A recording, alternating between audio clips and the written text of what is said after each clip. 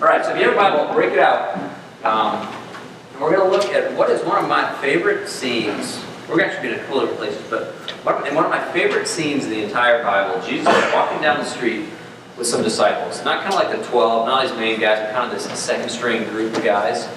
And they don't really think it's him. As he's walking along with them, he's beginning to explain to them that everything written in the Old Testament, throughout all the Jewish, the Hebrew scriptures, is really ultimately about him. And it's this amazing scene as he's walking through, and he's teaching them that he has, throughout all of the Old Testament, he has always been present, but hidden. And what's really amazing in that moment is he begins to explain to them all that is written in the scriptures about himself. He is at that moment present, but hidden. They have no idea. They don't realize that it's him. The whole time that he's explaining to them that he is in all of these stories, all these things, it's always been about him. He recognizes them or sees them. He's right there in that moment, living that out. He's with them. They don't know it. It's him, but they don't see it.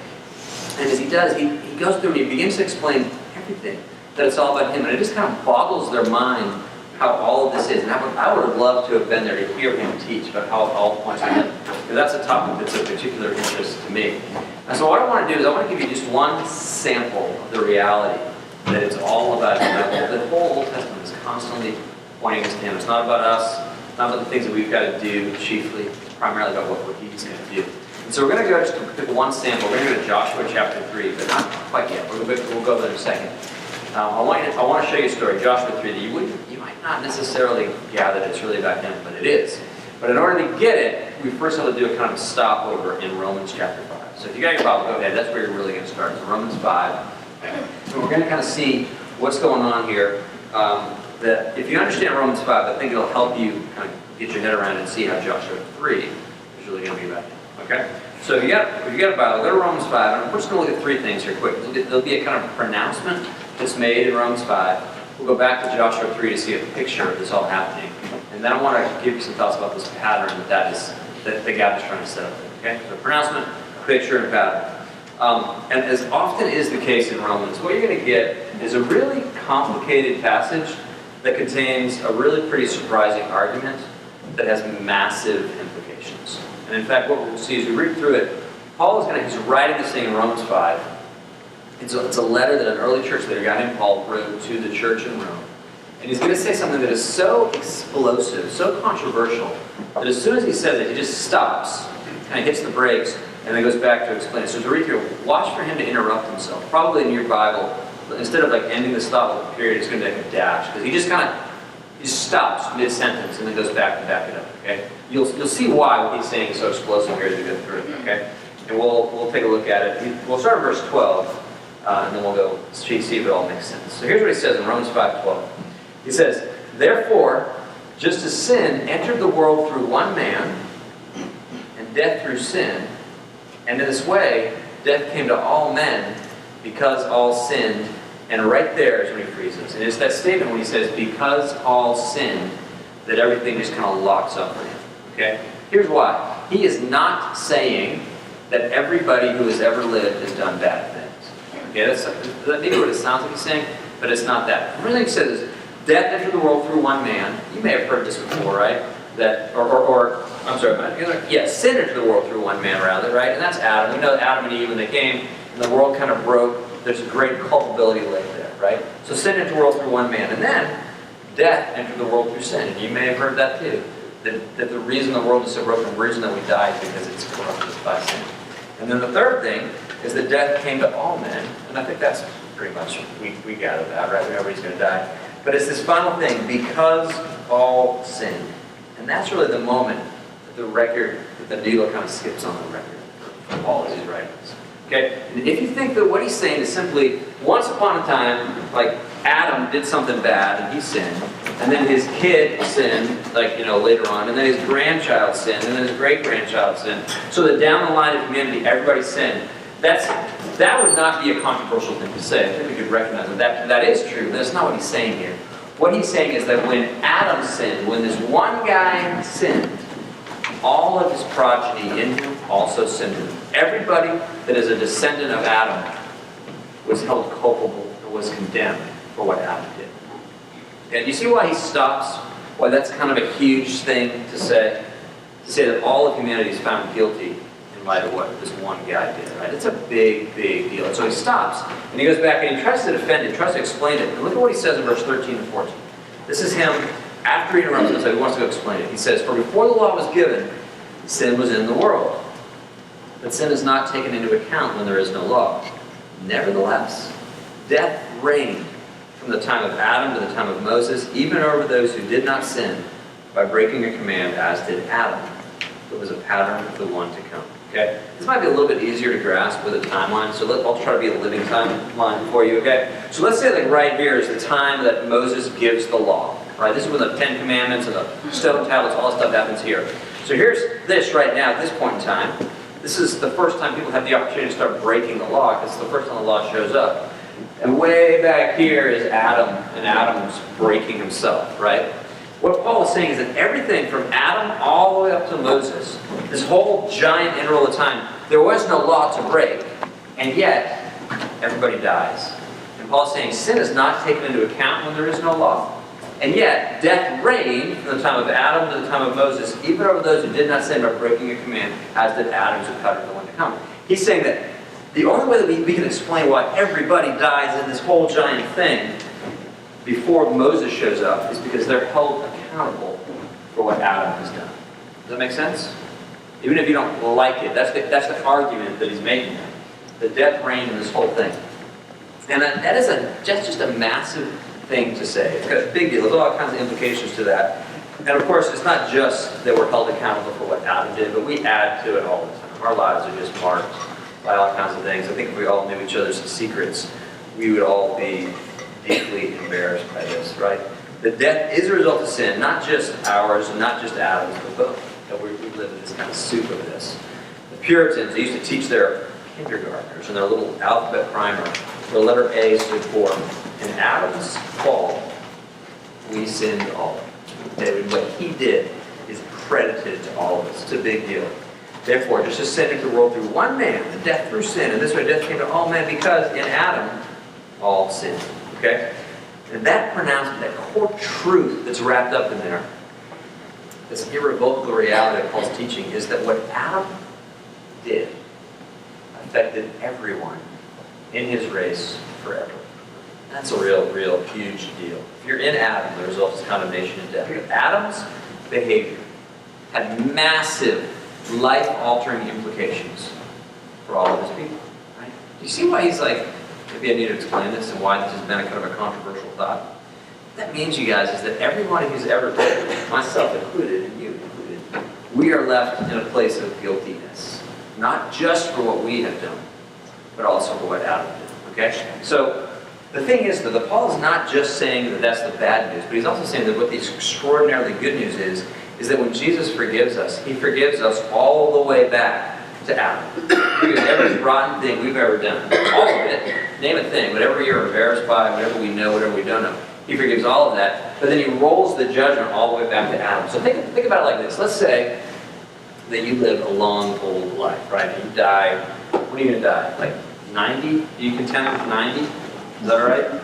You're on 100, whatever it is, okay? And let's say that you come to Christ, right? You come to him for forgiveness and protection, and he forgives you, right? He takes the credit, the blame for your life, okay? When you die, let's just say that the day that you die, he forgives you in reverse chronology.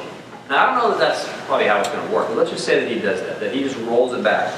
And the first thing he forgives is the last thing that you do, right? You're the last grouchy thing you say to your nurse before you finally die. He forgives that first, right? And then he forgives the last covetous glance that you cast at your roommate who's got more teeth than you, right? And then he just walks you back through your 80s and your 70s and your 60s and 50s. He goes back and he forgives everything shabby that you did throughout your career, right?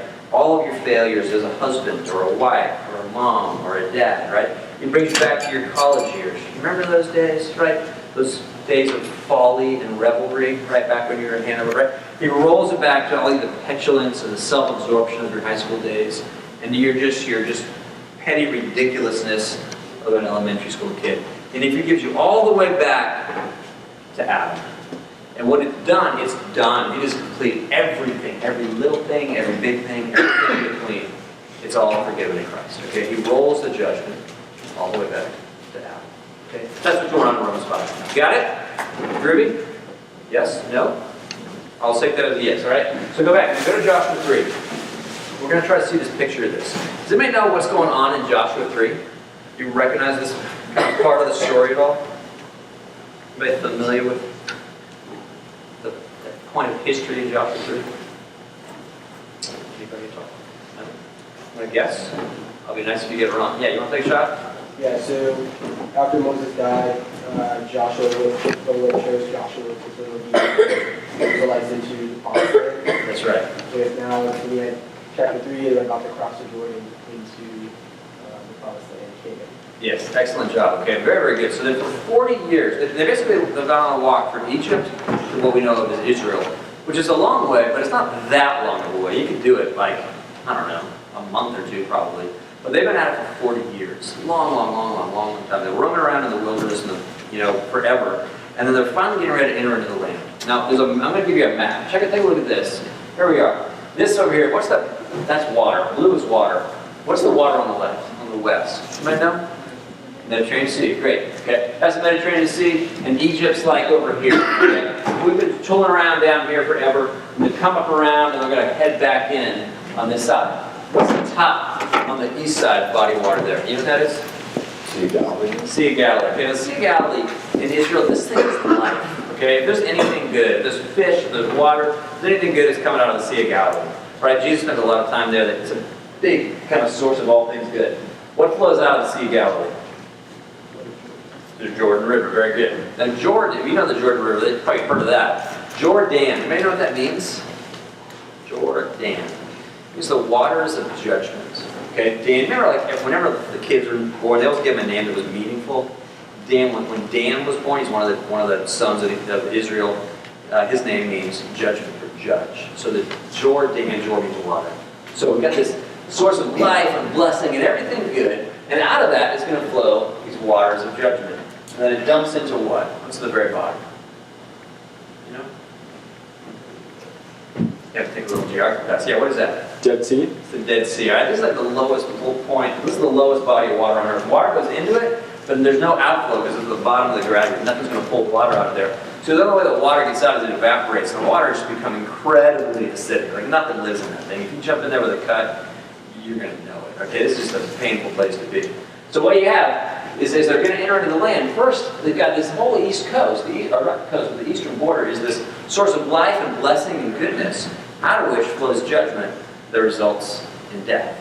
And if they're going to get into the land, they got to come across this. And so they're going to be, I don't know if I have this. Do I have it up one slide? Yeah, so here they are. So we've gone around here, and we're right here at the end of this red line, and they're getting ready to go in, okay? But the problem is that the water is at flood level.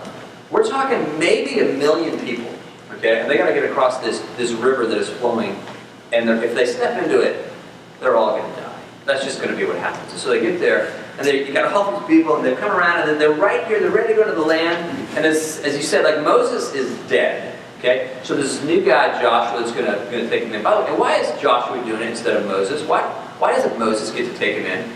Besides the fact that he's dead. Besides that. Just no? Remember why? Yeah, but Moses wasn't part of that. Moses wasn't part of the failure of that. You remember? Remember the scene? It's really a drag for him. Yeah. He was supposed to speak to a rock to make it bring forth water, but he hit the rock instead. That's right. So he wasn't faithful to that. Moses had a bit of an anger problem. We've seen it early on in his life. Remember, he kills a couple of dudes because he's angry at them. Later on, he ends up, instead of just speaking, he ends up cracking this thing. And God's like, okay, we're going to bench you. That's rough. This dude has faithfully led his people for 40 years. He's got an anger issue, and God says, we're not going to let you, you're not going to finish the story. You don't get to do that.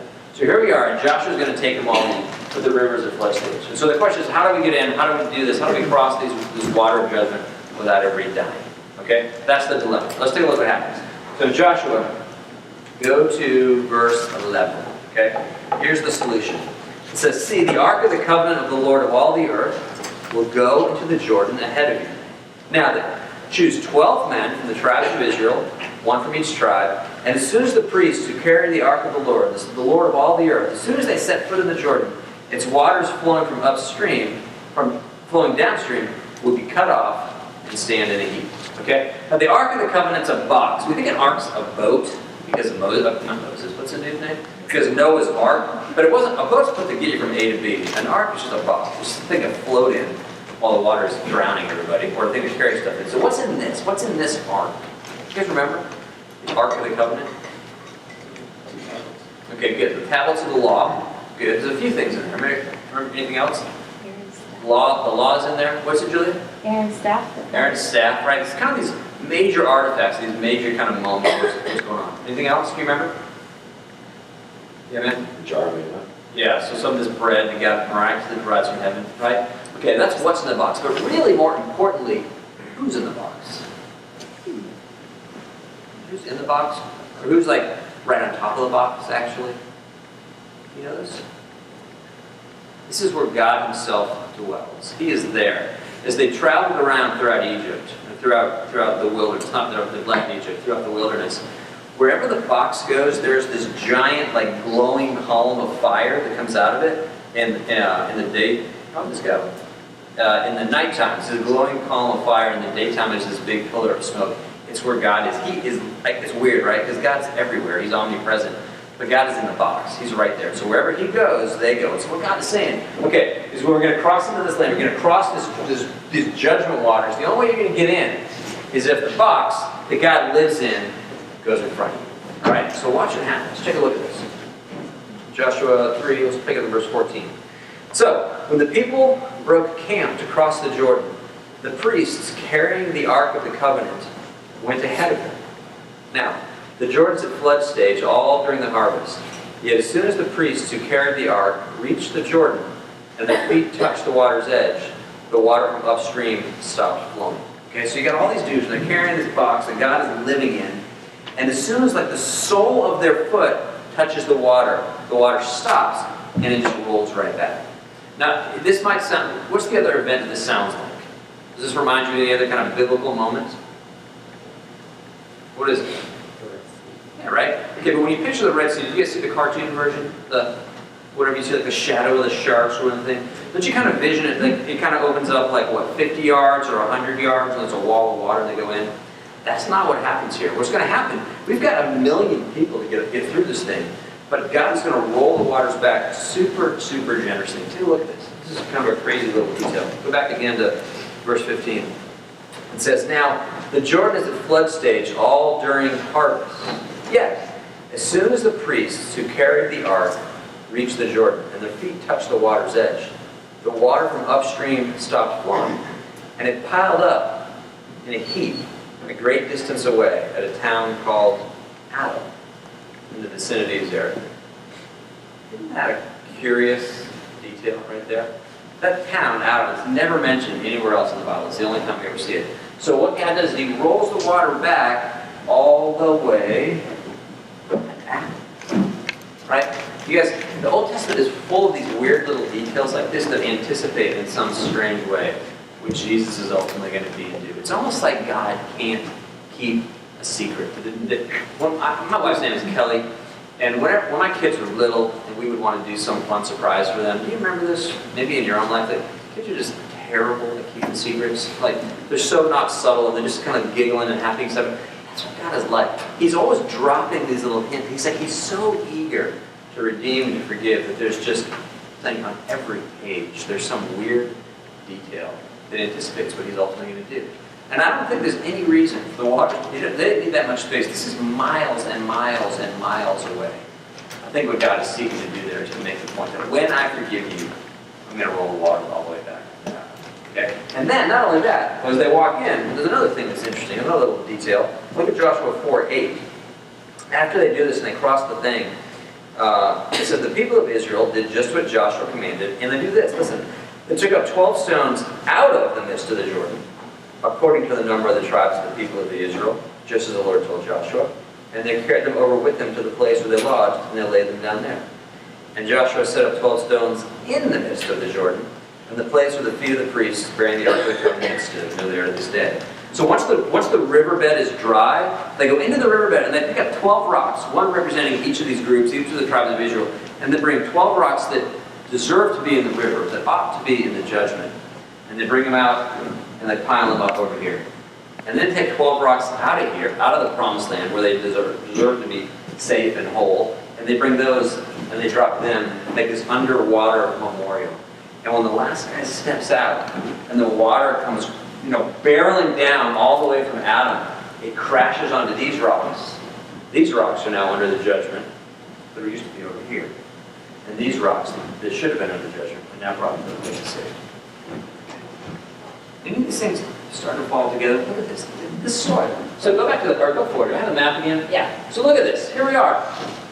We've got this place of life and blessing and wellness and goodness. But flowing out of it is judgment that ends in death. And the only way that you're ever going to get into the promised land, into this place where all is well, is if somebody steps into the river for you, pushes the judgment all the way back, creates a place of safety for you to come across, and then makes a great trade. The ones that are guilty are treated as though innocent. The one that is innocent is treated as though guilty, and the water crashes down and the people are saved. And by the way, what's so fascinating, all of this, it's set up. We get right up to this point because of this guy named Moses who brings the law. And the law can get you right up to the edge, but it will never bring you in. You will never be able to go to heaven. You will never have a relationship with God because of your obedience. It's not about the law. Instead, some other dude's got to show up. How do you say Joshua in Hebrew? Anybody happen to know? Yeshua. How do you say Jesus in Hebrew? Yeshua. It's the same. I don't know why we call this dude Joshua. It's the exact same. It's the same name. It means God saves. Yahweh saves. Do you see how this works? This kind of thing, this picture, this is happening all the time throughout the Old Testament, constantly. There's stories that are just layups, that are just meant to teach us, to show us the pattern by which God is going to intervene in our lives. We too have one who is the source of blessing and life, but because of all of our badness, his laws result in judgment for us that ends in death. And if we're ever going to know him, he's going to have to roll it back all the way to Adam to make a way for us. Make sense? It's good, okay? So go back. Let me show you. We'll wrap it up with this. Go to Romans 5. That's the message. So look at what Paul is going to say here in Romans 5. And we'll cap it. Look at verse 14. He says, the end of verse 14, that Adam was a pattern of the one to come.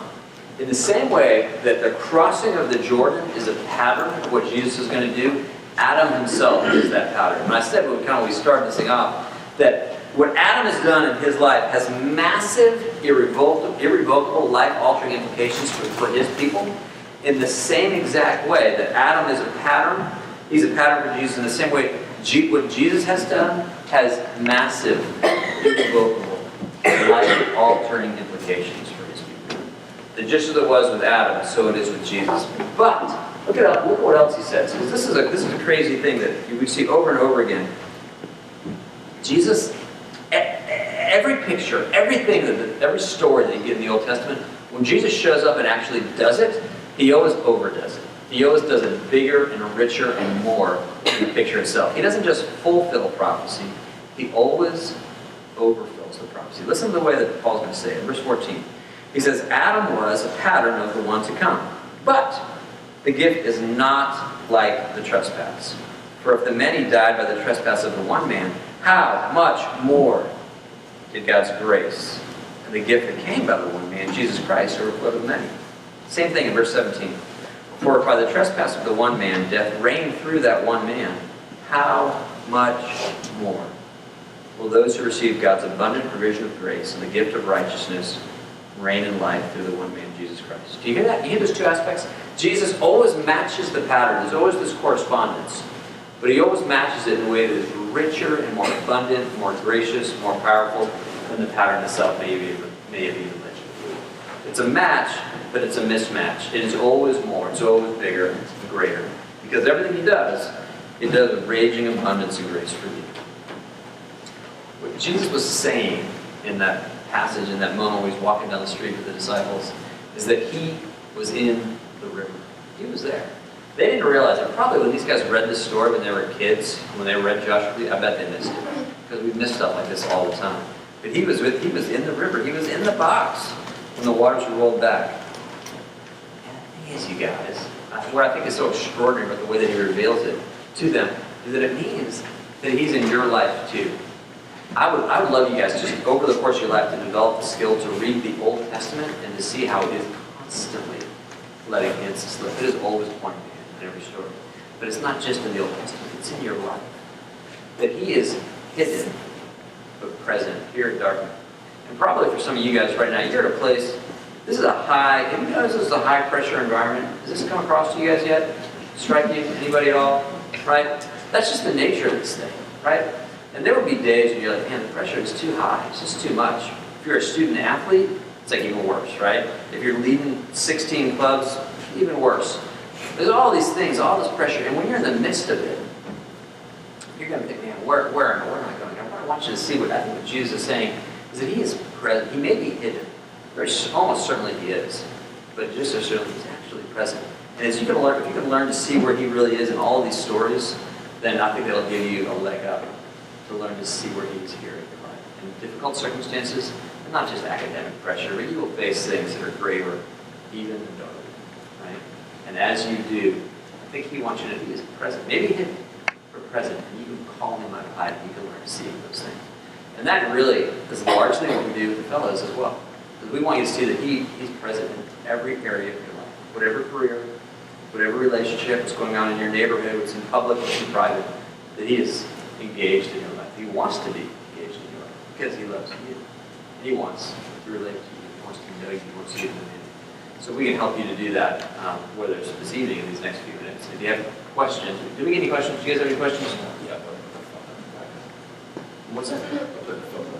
Oh, okay. So, and we can even just do it verbally, or we can just all go home. That'd be fun too. But if I can help you with that, it'd really be my pleasure. Okay. So, should we close?